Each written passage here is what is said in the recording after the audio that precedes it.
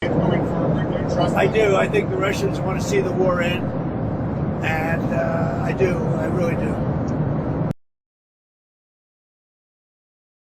The current negotiations between the United States and Ukraine can be compared to the Munich Agreement in that both situations involve geopolitical tensions and attempts to achieve peace through diplomatic agreements. In both cases, there are concerns about the effectiveness of such agreements and the potential consequences for the countries involved and the broader international community. However this is true, let's take a look back at history and learn some lessons about how to deal with dictators Adolf Hitler.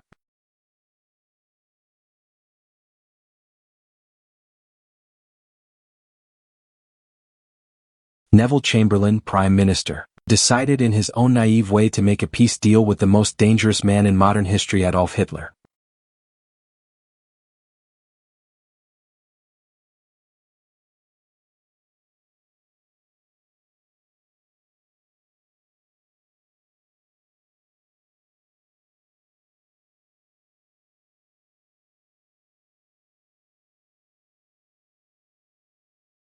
Munich Treaty. The Munich Treaty, signed on September 30, 1938, established agreements between France, the United Kingdom, Nazi Germany and the Kingdom of Italy on the constitutional future of Czechoslovakia. The negotiations took place at the Munich Conference, which was not attended by any Czechoslovakian representatives. The treaty accepted the aggressive annexation by Adolf Hitler of the Czech region of Sudetenland by the Great Powers, in exchange for peace guarantees.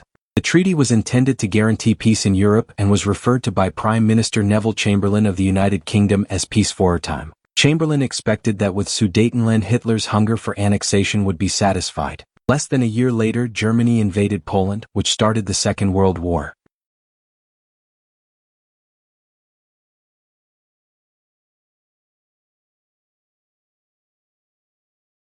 And the Prime Minister comes home to an empire filled with joy and relief, home to a welcome that he will never forget.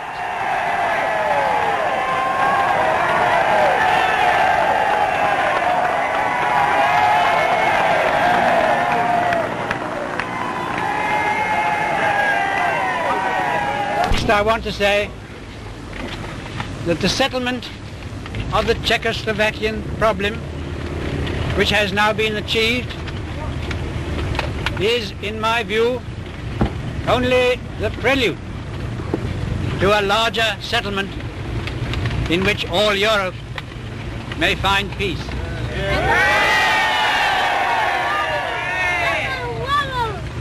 This morning, I had another talk with the German Chancellor, Herr Hitler.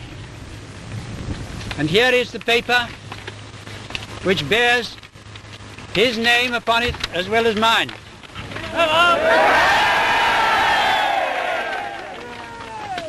Some of you perhaps have already heard what it contains, but I would just like to read it to you. We, the German Führer and Chancellor, and the British Prime Minister have had a further meeting today and are agreed in recognizing that the question of Anglo-German relations is of the first importance for the two countries and for Europe.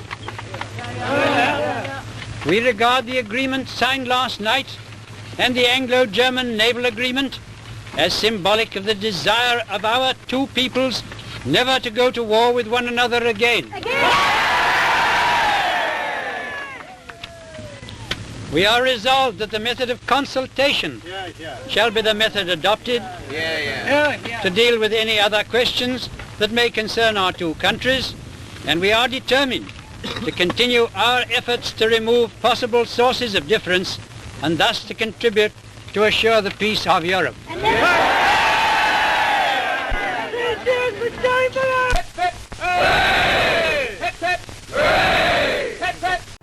Blitzkrieg. Here is shown the initiation of that phase of modern warfare. These pictures of the preparation for attack and later the actual combat were all made by German frontline cameramen. Therefore, they stress Nazi superiority. Success is unimpeded as Hitler's divisions move against outnumbered Polish defenders. Later, on other world battlefronts, the Allies are to destroy the myth of the invincibility of the Nazi armies. But this is Hitler at the peak of his armed might. and the record of a nation overrun in just days is of military as well as historical importance.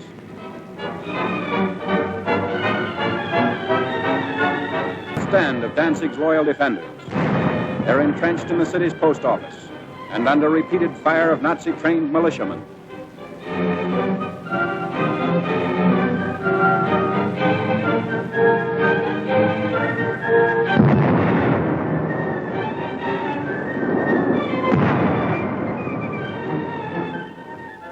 Taking cover behind an advancing tank, the attackers move in. Gasoline is sprayed on the building, and its doom is sealed.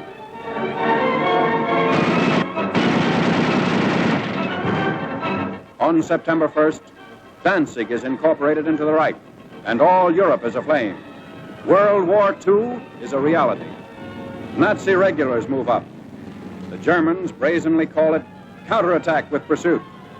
The civilized world knows it as the unleashing of unheard-of military might. With little to stand in their way, the Nazi divisions roar across the Polish countryside and reveal for the first time the machines and weapons that are to terrorize a freedom-loving people. Military observers see the Nazi lightning warfare as setting the style for modern battle. Only a well-devised counter-blitz can stem the flanking and pincer movements of the wily Germans. The motorcycles bring up machine gunners for the opening of the attack.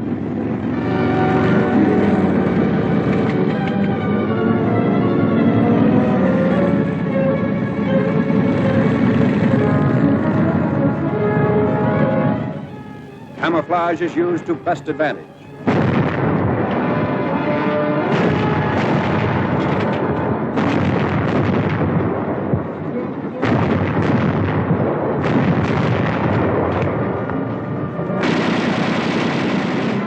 Tanks speed the advance as a Polish town is about to fall.